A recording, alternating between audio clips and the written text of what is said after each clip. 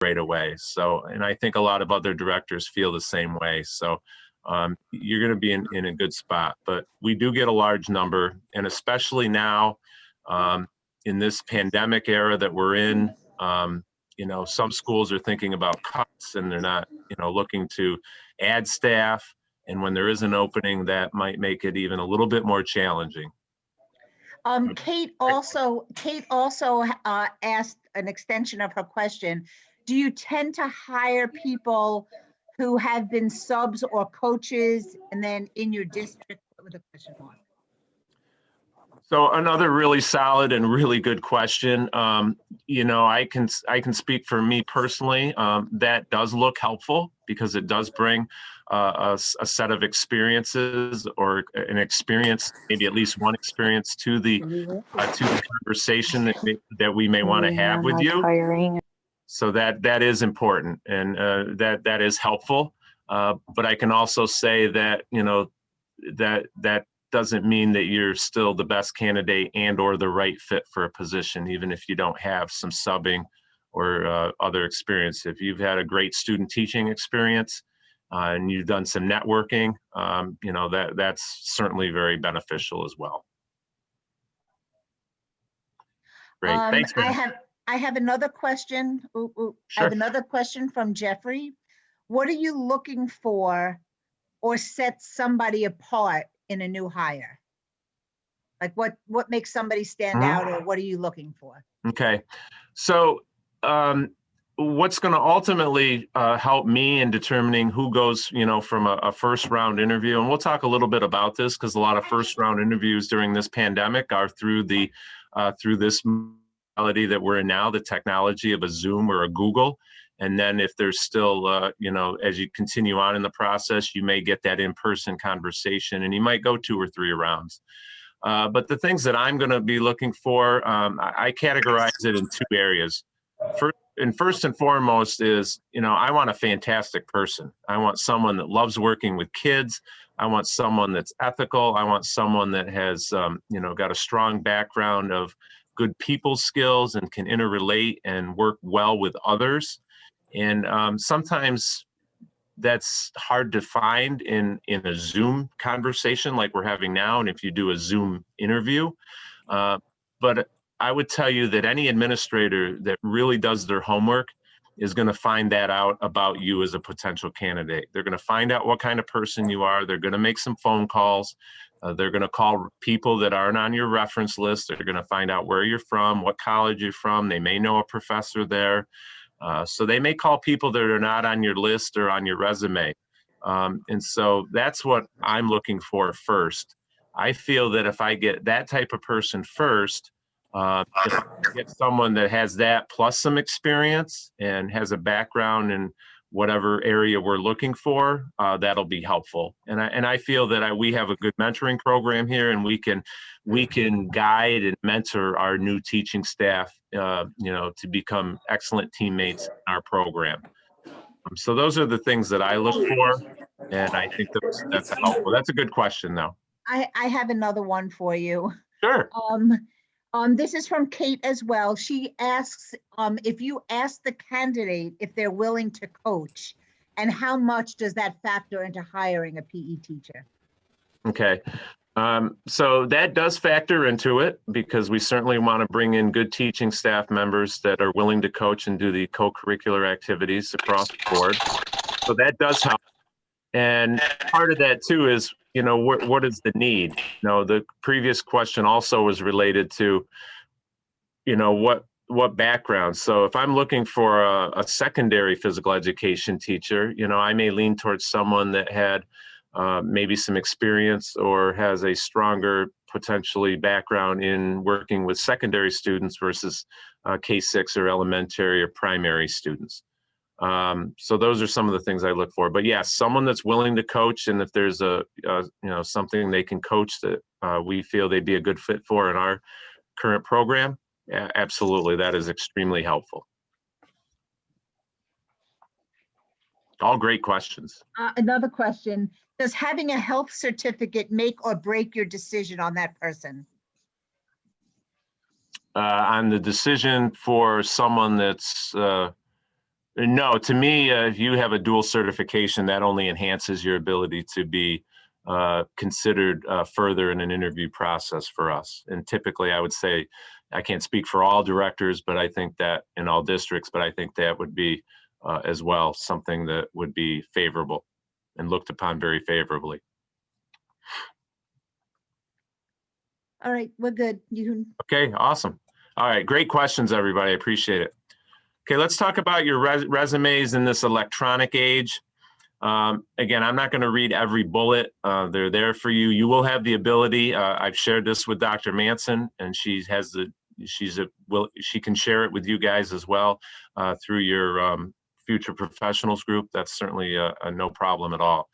But make sure that you have a good image on your social media accounts and things of that nature. I'm aware that directors do check social media accounts. I personally am very much not a social media person. I don't have Facebook. I don't do any of that personally. But with that being said, I do know that there is administrators, even in my own district, that will check on that. Your electronic application is just like a paper application. You want it typed in the appropriate font size. You want to make sure that it's clean, it's neat, how it looks to you. If that looks good, then that should look good to the people that are going to be reviewing it. You was still, whether it's an electronic resume or electronic application, electronic application, not resume, make sure it's formal and professional.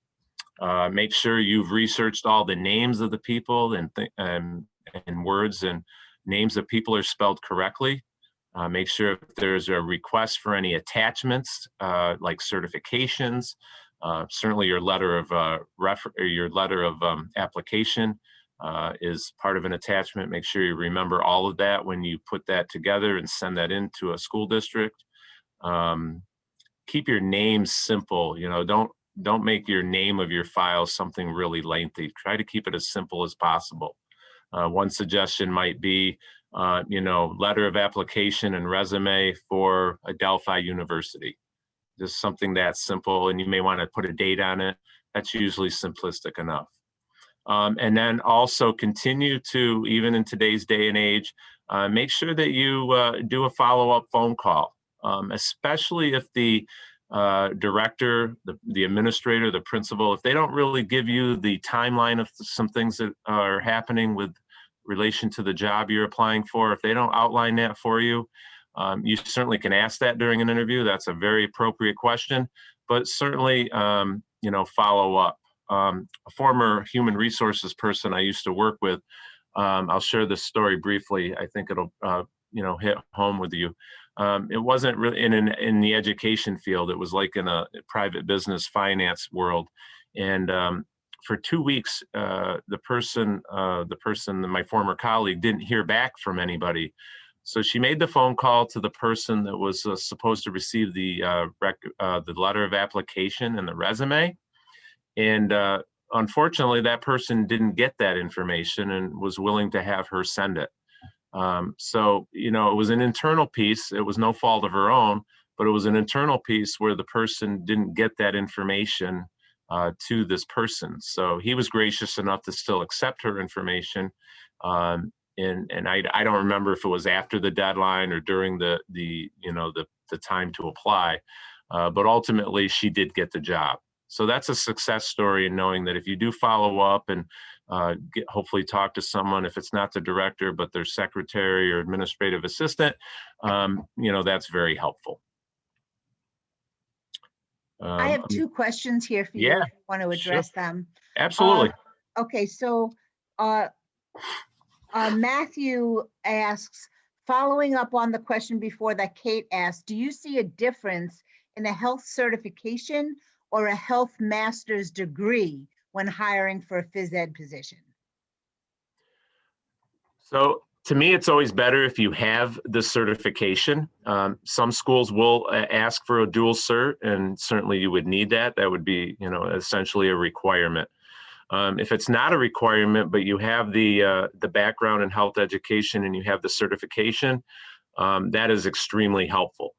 So it kind of becomes a progressive thought process, at least in my mind, that if someone had a certification in health ed, that would be someone that I could use in a situation if need be. If someone only has a master's in health but is uncertified at that time, I'm probably going to look at those two resumes and those applications a little differently.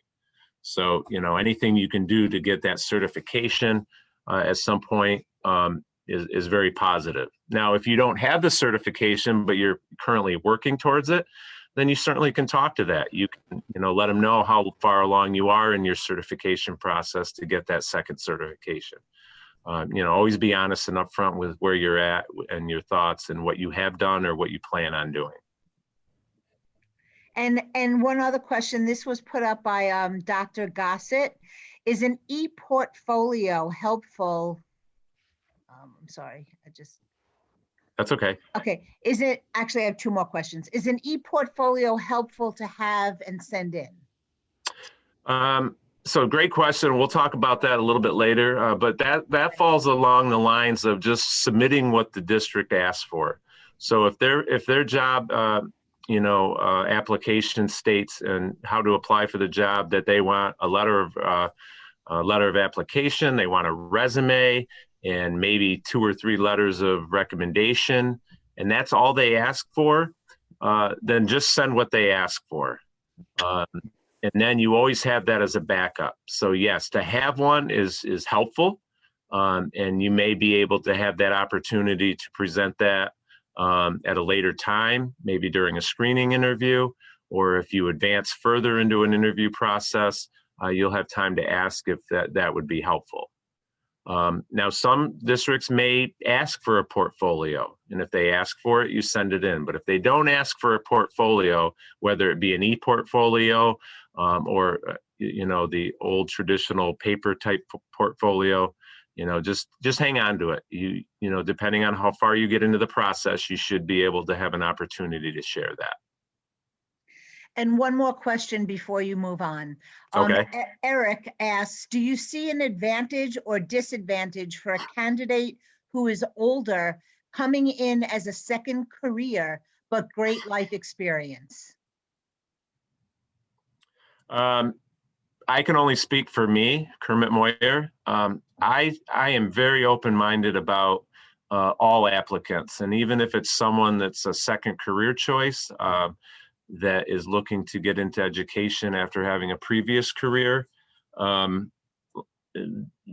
does not deter me at all. Ultimately, I am looking for the best candidate who I feel would be the best fit and match up with our current staff and be someone that's going to be a positive contributor. So to me, it doesn't matter if it's someone, just in their student teaching experience, maybe they've done some subbing, or if it's someone in a second career who's going through those same steps, those are helpful. But again, we're going to talk about the interview here, later on in our session tonight. And, a lot of what that does is the interview is really the key thing as well. So the resume helps you get the interview, and hopefully that is helpful. Your previous experiences is helpful to get the interview.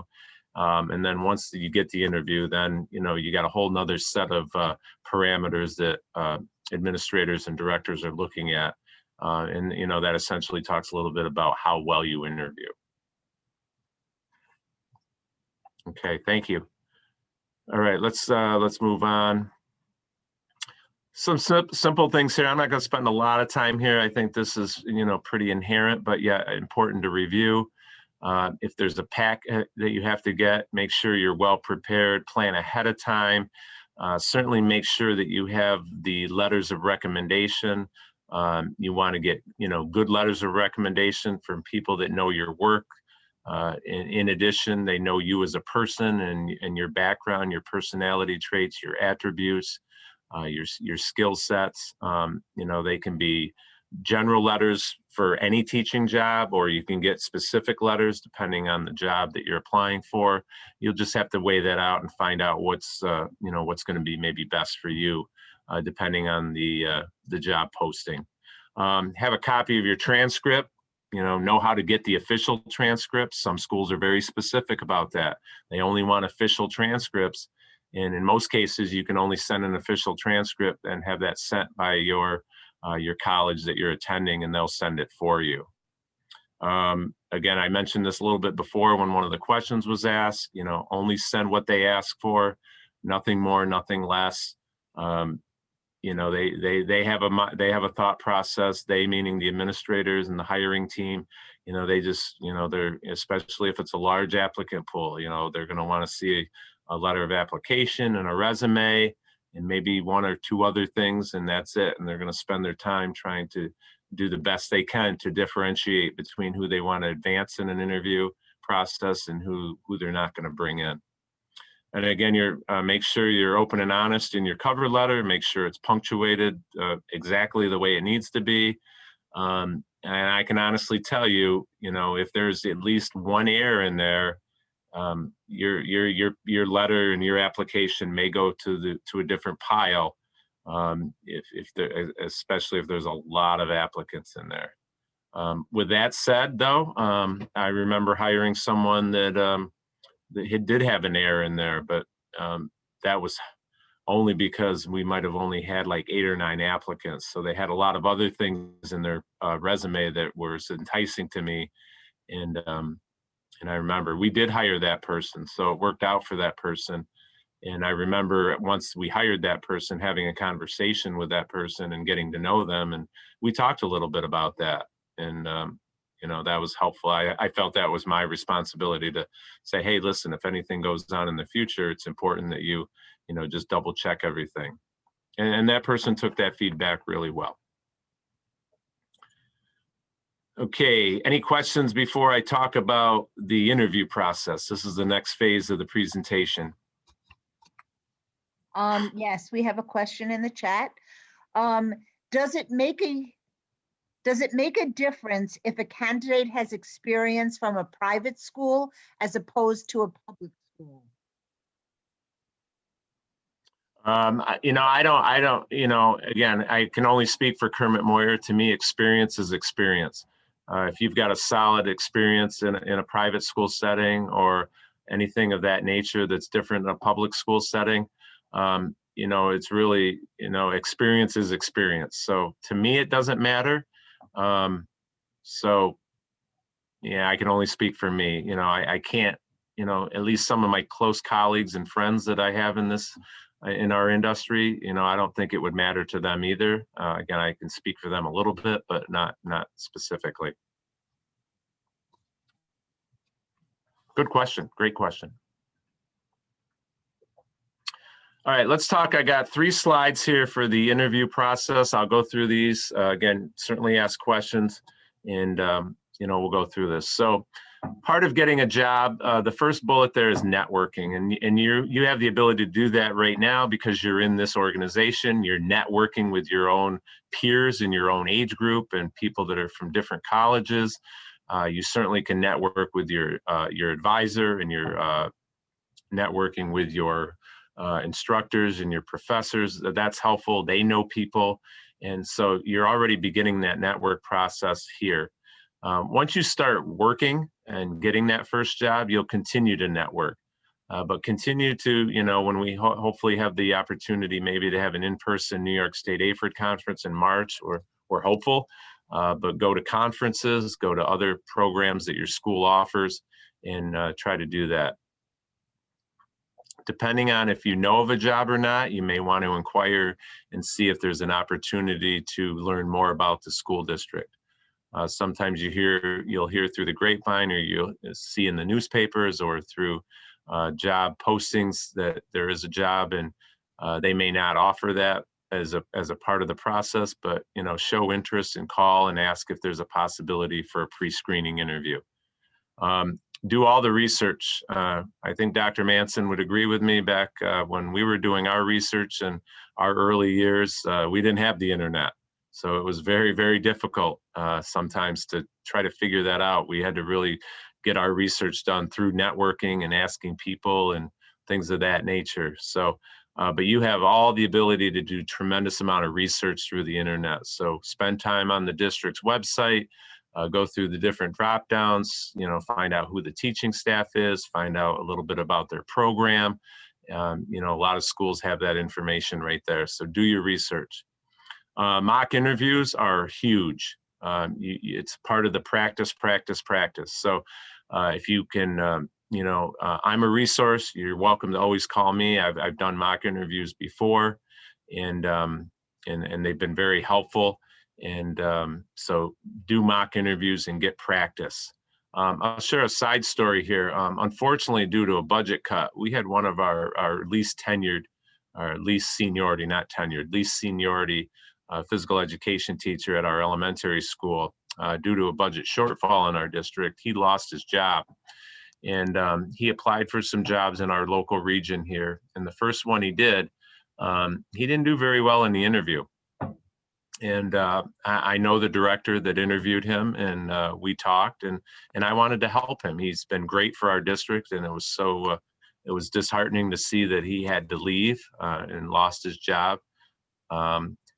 And so I talked to the director that interviewed him the first time in a Zoom interview, and we talked about some of the things that he didn't display when he was in that interview. And I brought him in for a conversation, and he was very open to the coaching. And, I don't know if all directors would do this, but I care about all of our staff, and I wanted to help him get a job. And so we talked about some of those deficiencies and some of the things that he didn't do very well in the actual interview that we're going to talk about here shortly. And, some of the feedback that I gave him, even though it was, honest, it was honest, but it stung a little bit.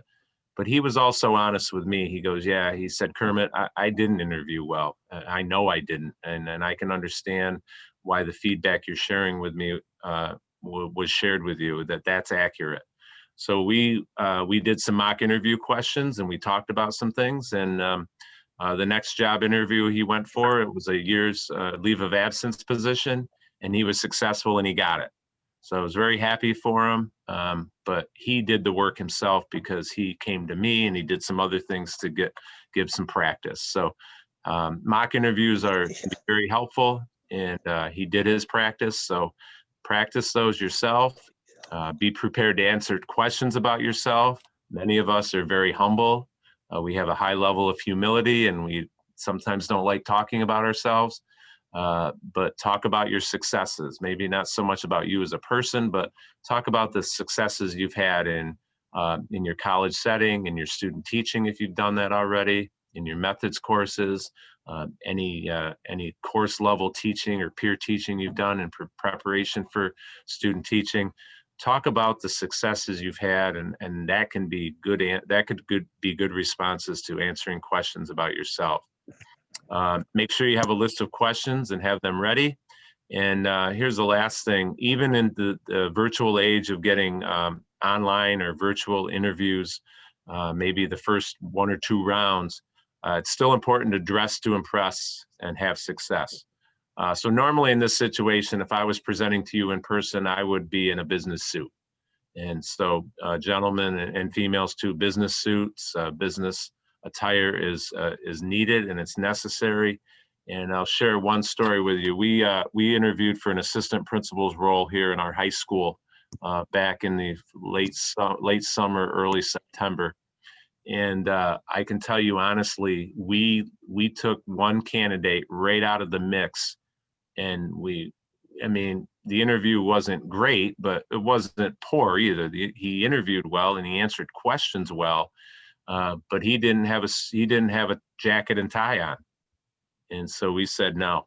We said right away, no, we're not moving him on, regardless of because he didn't take the time to present himself in a professional manner. So really think about that. So for the interview, so if it's an in-person interview, certainly give yourself enough time to arrive early, drive to the location, and make sure that things are, you get there in a timely fashion. Make sure you have a phone number too. Make sure you have a phone number to call someone in case you do have car trouble or anything like that. In terms of a Zoom or a Google Meet, interview that might be part of something you're going to do here in the future, certainly ask the question when you get offered the interview. how early to log in, and make sure technology is working. We'll talk a little bit about that as well later on. During the interview, you act in a very professional manner. You have appropriate greetings, and the handshakes are important. Firm handshake. If I was in an in-person with you right now, we would talk about that. We'd actually model that, and I'd have you practice that with someone that you were sitting next to. Excellent posture and body language. I can tell you as a presenter tonight, I'm sitting here. I'm rather relaxed, but I'm not fiddling with my thumbs and doing all that. My hands are in front of me. So when you're at the table, if it's an in-person, make sure you have good posture, good body language. You're looking, you're responding to people and looking them in the eye. Even in a Zoom meeting, try to make sure you're looking at the camera and doing some things that people can see that you're attentive and you have, good posture, and you're attentive to looking at them, even though it's in a technical setting. One of the best pieces of advice that I ever had, and I got it as I was starting to interview for administrative jobs, not teaching jobs, is I had one of my principals tell me, Kermit, treat the interview like a conversation. He says, when you're in my office and we have conversations, you're fine, you do great, so treat it like a conversation. And that's a simple thing, but that helped me immensely. So for some of you that are, you get a little nervous, and being nervous is fine. That's great. There's no work, people that are sitting on the other side of the table, directors, like I said, superintendents, people on those interview committees, they know that you're going to be a little nervous, but you have to monitor and manage that to a level where your nervousness doesn't overtake you, and it puts you in a position where you're not answering questions well, and you aren't presenting yourself in a confident way. So treat it like a conversation. It's always good to clarify questions if you don't understand. So really try to understand the questions. It's appropriate to clarify. Be clear and concise in your responses. Try to connect previous answers if it's helpful. And let's talk about that a little bit. One thing that is really, I guess, a negative, or could be deemed a negative for someone interviewing for a position, is if you give really long, lengthy answers. My rule of thumb has been helpful to people is if there's a concept or a theme, and all interview questions are really concept or theme related. If you give 2 or 3 specifics, that's going to be enough. So let's say the question's about lesson design. How do you design your lesson for a middle school physical education class? You don't have to give every piece of item that you're thinking about when designing your lesson, but you're certainly going to want to highlight and talk about a couple, 2 or 3 things. And normally at this time, I might ask questions of the large group if we're in an in-person setting, but just on that topic alone, when you're creating your lesson design, certainly you're going to be thinking about standards. And we'll talk a little bit about the new rollout, the soft rollout of the new SED physical education standards. Talk about standards, talk about assessment, how you're going to assess students, how will you know students know the content that you're teaching. Those that could be, you can talk about other things that you want to add, but maybe highlight 2 things and keep your responses clear and concise. Good positive eye contact. Refer to application materials if it's appropriate. And then the 3rd bullet there from the bottom: confidence, enthusiasm, passion, previous successes. These people are going to want you to do all of that when you're in front of their students. So you need to do that when you're in front of them. And so if you continue to work on that, and you have that sense of confidence, and you're enthusiastic, and you're appreciative, and show passion, and you talk about successes, if you're able to do that, you'll be successful in the interview. And let me just highlight the last one, and then I'll take additional questions about the interview. So after the interview's over, what you can do is certainly thank the committee or the interviewer that invited you. Always be prepared to ask some questions. Like I said earlier, you might have heard me say if they don't share anything about the timeline or the next steps to your interview and how that may look, that could be at least one of your questions. Understand the process so that they can share it with you, and you understand it fully. You know, if they give you the opportunity, to share any final thoughts about, you as a candidate for that particular position, then try to fit in why you think you would be a good fit, because that's what they're trying to do on that side of the table. They're going to measure you up and try to see, hey, is Kermit Moyer, is Mara Manson, are they a good fit for our team and our district? Sometimes, a good fit isn't necessarily the one that has the deepest experience. And that's reality. And you guys have done a great job of asking questions about experience and coaching, and, how does that tie into an administrator's decision about, bringing you in for an interview or moving you forward in an interview process. And, sometimes, the person that's the better fit might not have the deepest set of experiences. Make sure you shake hands, you have good eye contact with the people or the group when you leave, depending on the group. Sometimes those first interviews could be relatively short, 15 or 20 minutes, might be with 2 or 3 people. Those kinds of groups are good to shake hands with all of the people. Sometimes you may do a screening interview via Zoom or Google, and then you get called to a committee interview, and the committee might have 15 people there, teaching staff, support staff, their administrator. So it's probably not appropriate or necessary to shake everyone's hand when you leave. If the person that walks you out, most people do have one person that might walk you out. Just finalize your enjoyment of the experience, and that you're highly interested in the position, and that kind of thing. And the last, I think, is really important. You're going to know. Just many of you are probably athletes or current athlete. Well, maybe not current now because of the pandemic, but you've been athletes in high school and or college. And you're going to have a sense if you did well or you didn't do well. And you're going to have a sense of the questions that you thought you answered well or maybe didn't answer well. I would highly encourage you to write those questions down, keep a journal, and try to continue to grow upon those responses and, learn from what you said, and that kind of thing.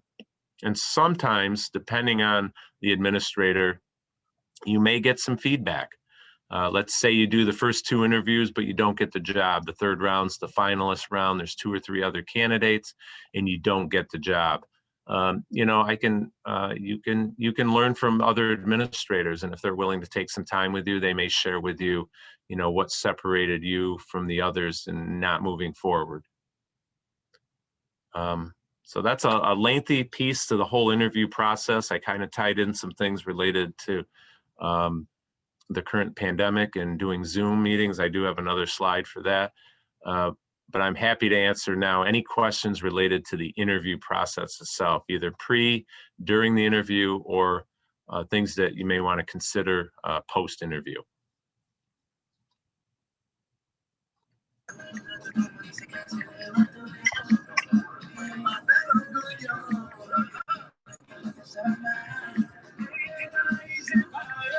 I like the music.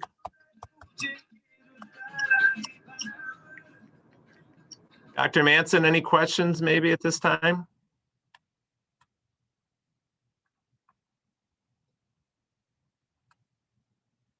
I don't think so. I can't hear her. I think she's muted still. I was muted, sorry. Oh, that's okay. There's one question that doesn't have to do with an interview, and then one that does. So I'm going to hold off on the one that doesn't and wait till the end to just ask you your opinion on that. Okay, great. But Anthony asks, what is a good question someone asked you during an interview? Like, I guess the candidate, what's a good question that a candidate would ask you during an interview? Okay, so I'll just reiterate what I shared earlier as I shared out. A good question might be to, again, finalize or better understand the timeline. That's always helpful, because that shows that you're interested and you're on top of your game. Another good question to ask is, you know, as much as I ask candidates this question, I like to hear the questions from candidates. What makes you proud of your program, your physical education program? What are you most proud of? What are you working towards? And another question is, what are you currently working on within your program that's going to, make it a little bit better than you think it is now?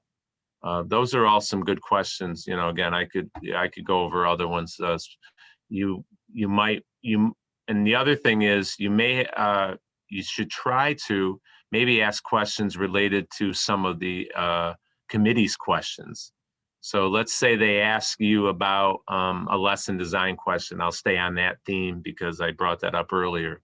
Another good question could be related to, lesson design. What rubrics are you putting in place? How am I evaluated on my lesson? Ask about the value process. Those several good questions you could ask.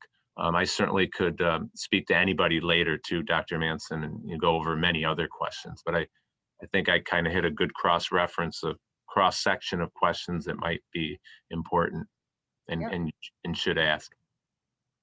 Great. And Michelle asks, how much does proficiency in use of technology impact your interviewing process, specifically because our interviews are all done through technology right now? So as being part of an interview committee, this year I mentioned the assistant principal role. I understand because I'm not super tech savvy. I'm not that guy. So I have a level of appreciation if other people aren't as tech savvy as others. I respect that and understand that. But ultimately, it's the response to the questions and, learning more about others through networking or reference checking. Those are going to be the two biggest things. So for me personally, folks, if you're not as tech savvy as you think you should be, I really wouldn't worry about that too much. You can grow into that and get better with that. And you can talk about that. That's an honest response to a question. That could be a very specific question in today's day and age, is how are you going to use technology in instructing students? And you can talk about that open and honestly, and you can talk about successes you've had or things that you've done that didn't make it go well. So it's helpful, but to me, it's not the end all be all. Like I said, I want a great person. I want someone that's a hard worker and someone that if they felt that technology was somewhat of a deficiency, but they recognize that and they're honest and sincere about that during an interview process. If you've got other attributes that are going to still separate you from other candidates, I'm personally not going to hold you back from advancing you in a process if you're not as deep in technology and using it as other folks. Good question, though. And Mike asks, is it bad to ask about salary, or would that be something you ask after you're offered the job? So I would say you don't, if you know that the process is going to take maybe 2 or 3 rounds, if it's potentially a 2-round interview process, if you're able to learn that, I wouldn't ask that in the first interview. I think it's very appropriate to ask it if you know you're a finalist. So if you're a finalist in a 2nd round or possibly a 3rd round, and you're one of 2 or maybe one of 3 candidates that are coming in for the finalist, then I think it's appropriate to at least address it and talk about it a little bit, especially if you're someone that might have some experience. You might, that could be okay. I don't think that's inappropriate at all, because ultimately they're going to make a decision about 2 or 3 people. And if they offer you the job, you want to be able to have a place where you can start from. So early on in the process, I would say, no, don't ask about salary. Keep that for a later time, but certainly appropriate to ask about it, in a finalist round, prior to the final decision being made. Okay, and Dr. Gossett asks, what types of things should applicants not say in an interview, or topics to stay away from in response to questions? Oh, really good question. Topics to stay away from. Wow, and to be honest, Dr. Gossett, good question. I think I've seen Dr. Gossett. I saw him a little bit earlier. I think he was in some other things that I've been participating in, so he looks familiar to me. Dr. Gossett, good question. Questions or themes to stay away from. I would say stay away from like responses, maybe not questions, but in terms of responses, stay away from responses about, making it, for lack of a better phrase, everyone all about you. People that are interviewing you, they want to know that you're a team player. They want to know that you've contributed to the success of a greater group. They want to hear those kinds of responses. So I would say responses that include we and us versus I and me are excellent. That gives the people on the other side of the table listening to you and hearing you, or even through the screen, that you are a team type player. So those types of things are important. In terms of types of questions,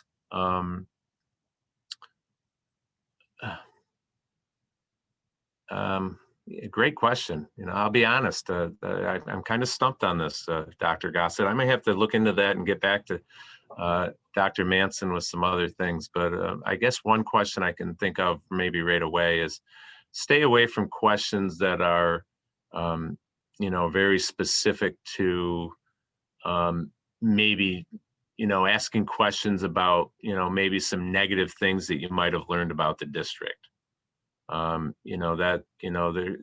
Maybe a district was in the newspaper for something, and anything that you might have learned about in your research that was somewhat negative, or someone that used to teach there and they're no longer teaching there, for example, and you kind of have a sense maybe why they left or whatever. Just stay away from questions that might bring the district in a position of questioning, well, why would you even bring that up? Dr. Manson, I'm gonna lean on you right now. Have you, I don't, that's the first time I've really been asked that question. What would you add to that? I think it's important, from your role at the university level to maybe chime in. I'm comfortable with you chiming in. I'm gonna piggyback. I'm gonna piggyback off of one thing that you said, Kermit, and that was when you mentioned not all about yourself. Just to go another step forward, for those of you that are just starting out, which I'm assuming for most of you that are on this Zoom, that you're all going for your initial certification, don't answer questions like you are the best expert in the whole world. Like, don't make yourself out to be something that you're not. Like, at this point, you're not a master teacher. Nobody expects you to be a master teacher, so when he talked about be honest, it's okay to, say, well, I haven't had a lot of experience with that, but I can reflect on something else, just don't go out of your way to make yourself sound better than, for lack of a better thing, better than what, you really have to offer at that present time. Mm-hmm. Great follow-up, Dr. Amira. Thank you. That was very good. I have another question from Mr. Schwartz. Yep, I'm sure. not sure, and maybe Mr. Schwartz, you can elaborate a little bit more, but he writes, what is the best way to figure out the equipment and allotted gym time at a school on a remote interview? I'm kind of assuming that maybe you're talking about a remote demo lesson, but I'm not really sure. Mr. Moyer, I wanted you to even address that, what they can maybe expect from a, in what does a demo look like now? You know, If the demo is done, if the demo's done virtually? yeah. Okay, yeah, great question. And Mr. Schwartz, if that's not where you were going with this, let me, just kind of write it in the chat again. Yeah, please let us know, Mr. Schwartz. So what's the demo looking like now? So I know, because this was all new to all of us, and this is where I'm being honest with you. I spent a lot of time this summer doing a lot of research. New York State AFERD was great with some different things. I spent a lot of time, researching some things so that I could share it with our staff, because we were all in this together. And it was daunting for many, but my goal as the director was just to really self-assure and reassure that we are in this together. And you're going to make some mistakes along the way as you're teaching and presenting in a virtual setting, because we all know that teachers haven't had to do that before. So in terms of what a demo lesson might look like now, I would say you still the key points are still the same. You still should do a solid anticipatory set. I call it setting the table. Talk about the content that what the students are going to learn today. How does this relate to what standard you're trying to get the students to achieve? How might it relate to previous learning if they've had some previous concepts and understandings in a certain content area? Those are, and why is this important? Why are we doing this in this particular lesson? So I think a demo, a model lesson that's delivered virtually can still include a well-organized anticipatory set. I think it has to include in some way, how, again, if all students are remoting in and they're in and you can see them, that's helpful. So I think, that's part of it. We have some specific things here in our district where, we want students to be logged in and their cameras on, but if they choose not to have the camera on, we're okay with that. So, but, being able to possibly see the students and then being able to give them some feedback.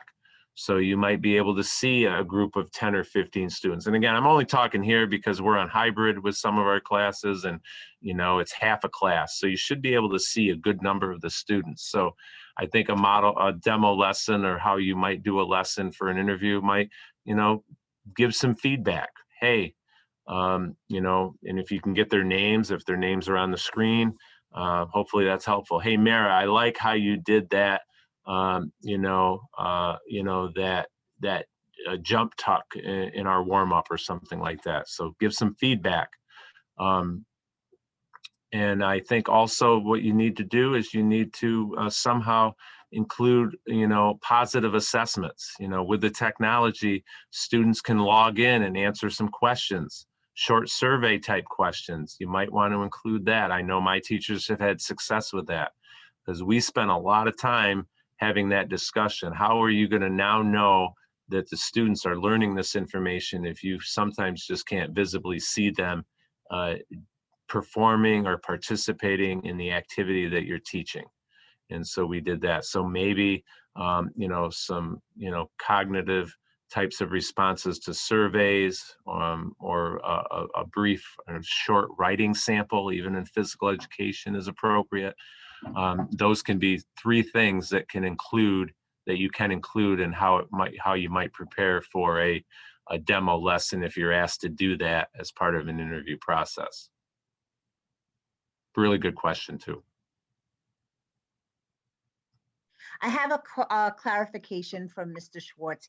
He said, usually in person, we get to see the gym space and equipment. It's hard to accept a job without knowing what you are going into. Okay. So Mr. Schwartz, and for the rest of the group, so, I would think you would still have that opportunity. If you're going to have a first interview and maybe a second that could be via Zoom or Google, those platforms, ultimately, as you continue to go through the process, if you're a finalist, they're going to bring you in person. And that would be the opportunity there to, see the physical space and get to know and understand the number of teaching stations and all of that. I agree with you, Mr. Schwartz. If you're applying for a job and you don't know what the teaching space is like, that's different now. You may not know that right away where you might learn that in a first round interview. But even in some first round interviews that are in person, you might not get an opportunity to go to that location. They might just bring you in, might have you meet at central office, do your first interview, and then you still might not have an opportunity. So understand the concern. I can appreciate it.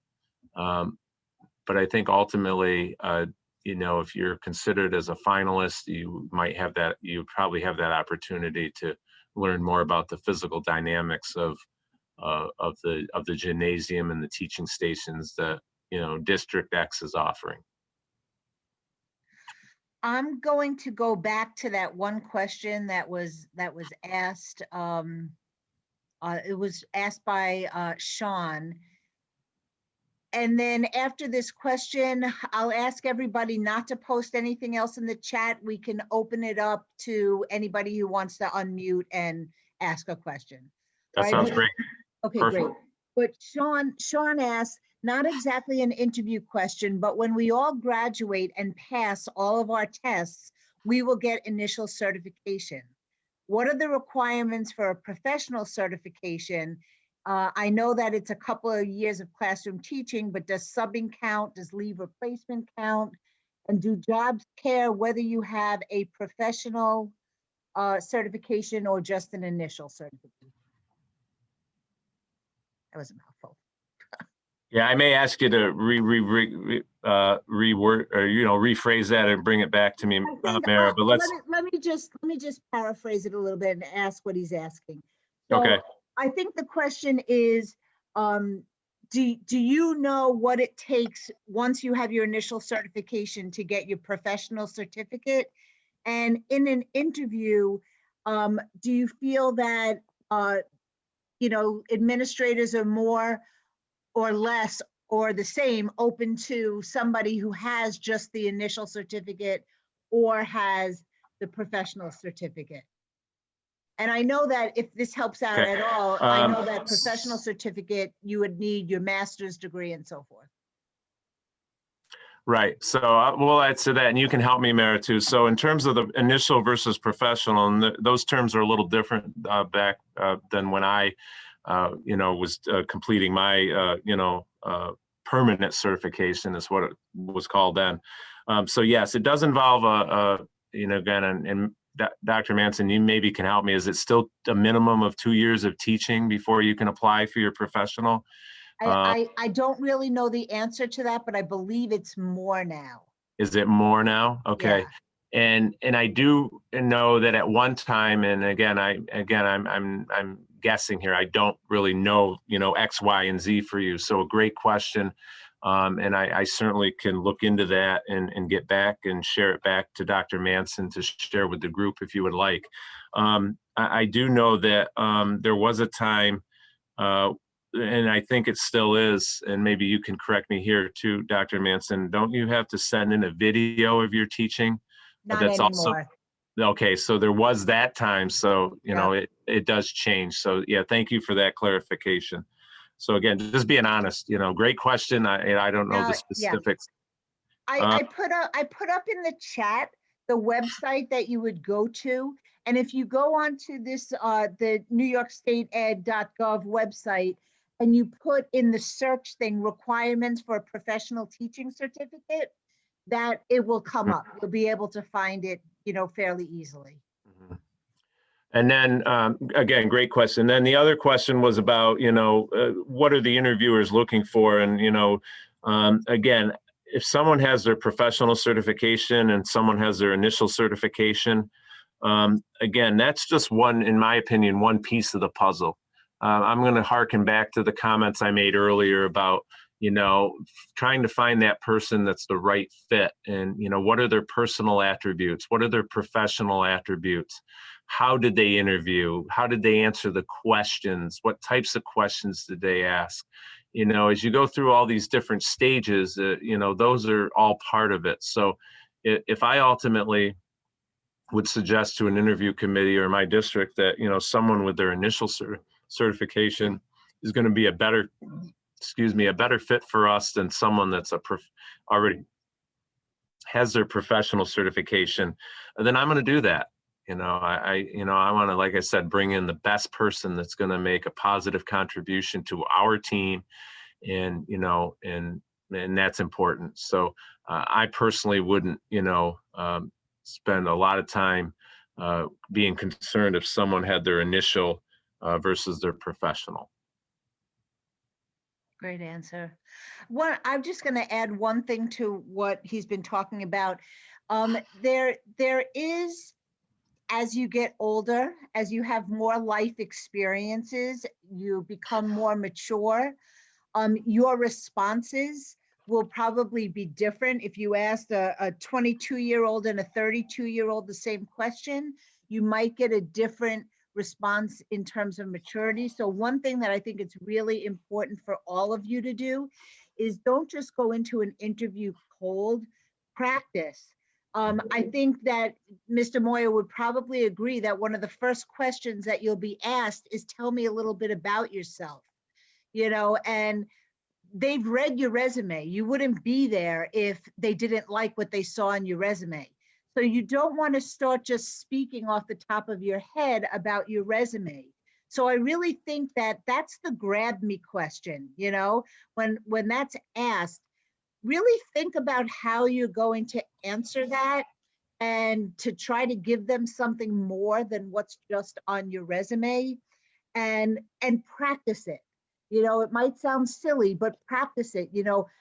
Now at the age of Zoom and all this electronics, record yourself and listen to yourself answer that question. Have somebody else do that. You will learn greatly by that than if you just go into an interview and you have confidence, but you haven't really thought out answers of questions that, might be. Yeah. And if I could offer an extension, Mara, that was fantastic. That was a great point. I probably didn't highlight that as well as you did right then. Another piece that goes along with that, again, in relation to experience, and for the most of you here tonight, you're going to be getting some of your first interviews, hopefully in the next year to year and a half. You also need to be well prepared to share what you know about the district and or their program, and probably both. So, that's sometimes also a question, and it might be asked near the end, but it could be asked at any point during the interview. What do you know about our district, and what do you know about our program? What have you learned about our district? Why do you want to be here at District XYZ? That's your opportunity to be well prepared and to, share what you know. So, maybe they have a solid jump rope for heart or hoops for heart program through the American Red Cross. Talk about that if you've learned that. Maybe they do this. Maybe you've learned they have an outstanding selective elective type program at the high school, where as an 11th and 12th graders, it's all about fitness and some different concepts as they get ready to graduate from high school. And if you've learned that, talk about that. Maybe they do a great job in their program with the sport ed model and leadership development and roles. And if you've learned that, talk about that. So yeah, if you're one of several people interviewing and you come across and not knowing a lot about why you want to be there and what their program is offering, that won't help you very much. That's not going to be a benefit to you. In preparing for tonight, in this day and age, here are some recommendations I would like to share, and I'll end with this essentially, and then another quote. All of those are important. Technology, complete a test run, make sure your computer and your technology is ready. You probably don't realize this, or maybe you figured I did it, but Dr. Manson said, "Hey, we're going to open up the Zoom and we want to make sure everything's ready for tonight."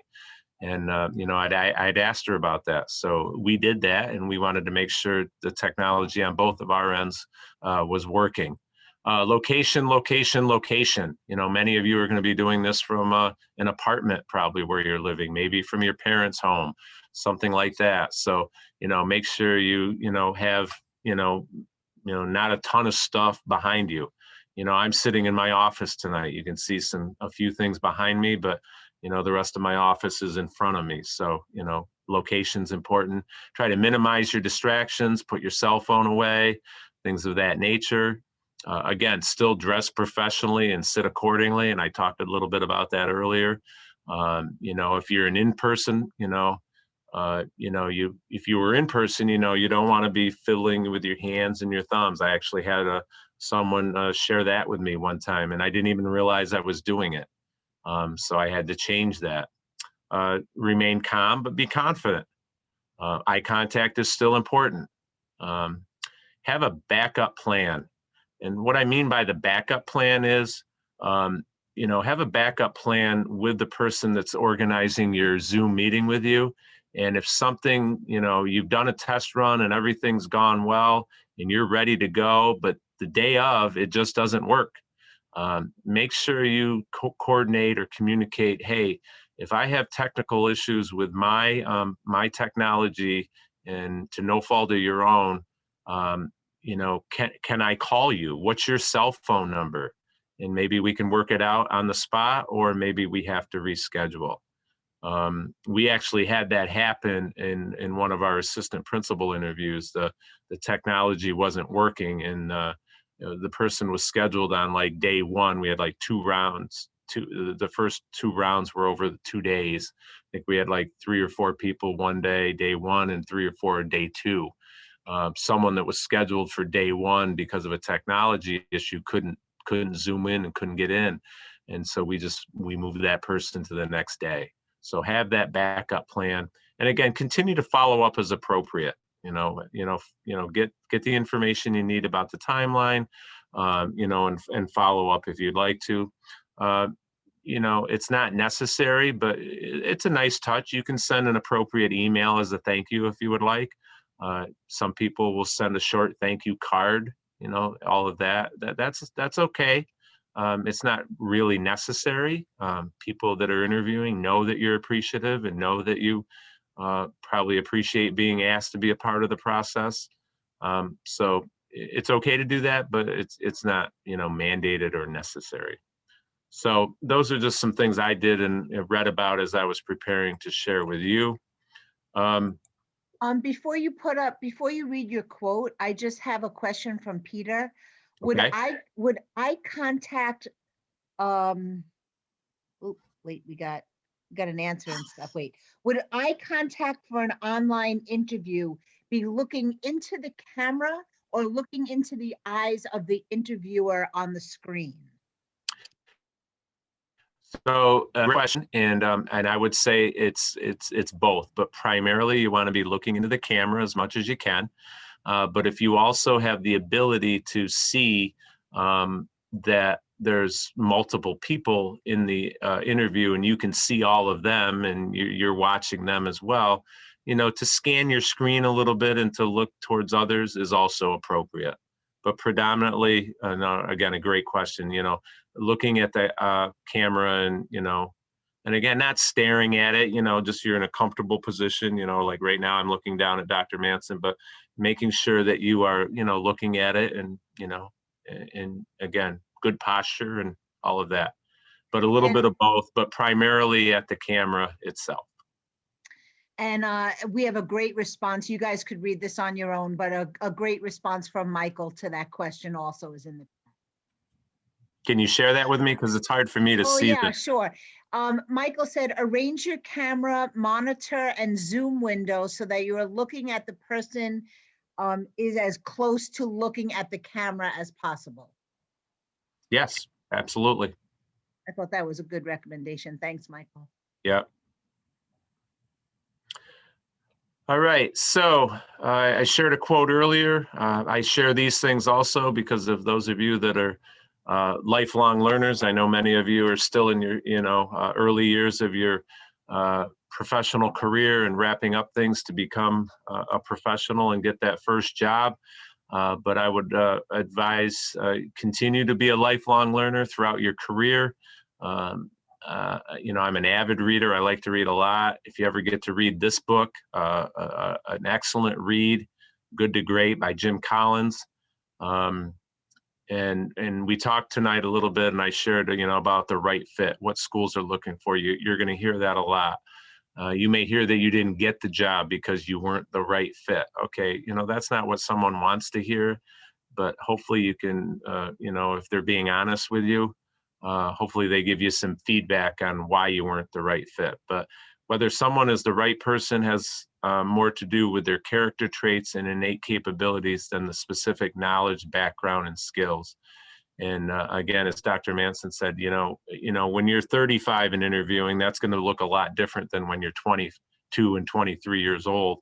So you're going to be able to develop your knowledge. You're going to be able to develop your background and your teaching skills as you continue to, get those first jobs and get that experience that you will gain from that. So again, it's really about, your character traits and innate abilities. And I really still think in today's day and age that that's what administrators are looking for, and directors and school superintendents and board of education members. They want great people. They want people they can trust, people they can communicate well with, and people that are hardworking and dedicated and show excitement and energy for the teaching profession.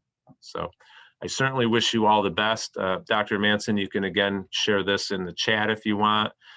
You can send this PowerPoint. They can use it as a reference. You can share it out. There's no copyright laws or anything here, but you can reach out to me via email. That's my work email at kmoyer@ecs.k12.ny.us. And you're certainly welcome to call me at any time. I'm happy to help. I'm happy to go through interview questions with you. I'd be willing to, if you have some time in the evening and you want to do a mock interview one-on-one, I'll organize that for you. We use Google Meets here in my district. I'll send you a Google Meet invite, and we can spend some time going through some questions. And again, now still is the time of year maybe when postings aren't out there. But 6 months from now, if you want to get in touch with me, that's fine. Next summer, if you want to get in touch with me, feel comfortable and know confidently and sincerely that I will get back to you, and I'm happy to help. You guys were a great audience tonight. I really couldn't see all of you all of the time, but nonetheless, I appreciate your time. I appreciate you doing the things professionally to get yourself to be, sitting in those interviews. And it was tremendous to present, and I love giving back, and I look forward to doing it again in the future. Thank you so much. I just want to tell everybody that in the chat, I put Mr. Moyer's information in there, so you have his email and his work phone number. You'll also see a link to a Google Doc. So if you could all save that Google Doc to your computer, because that is the certificate of attendance. And if you just change the Google Doc without saving it, you could be pushing somebody else out of it. So if you need a certificate of attendance, there it is for you. I personally want to thank you, Mr. Moyer, for being on here and for giving so much, because I know that there are so many questions that students have in this area. Sure. And Kobe, I guess I'll just turn it over. Is Kobe still on? Yep, Yeah, I'm here. Kobe, if you want to just wrap it up. Yeah, for sure. Again, thank you so much for taking time out of your night to come and talk to all of us.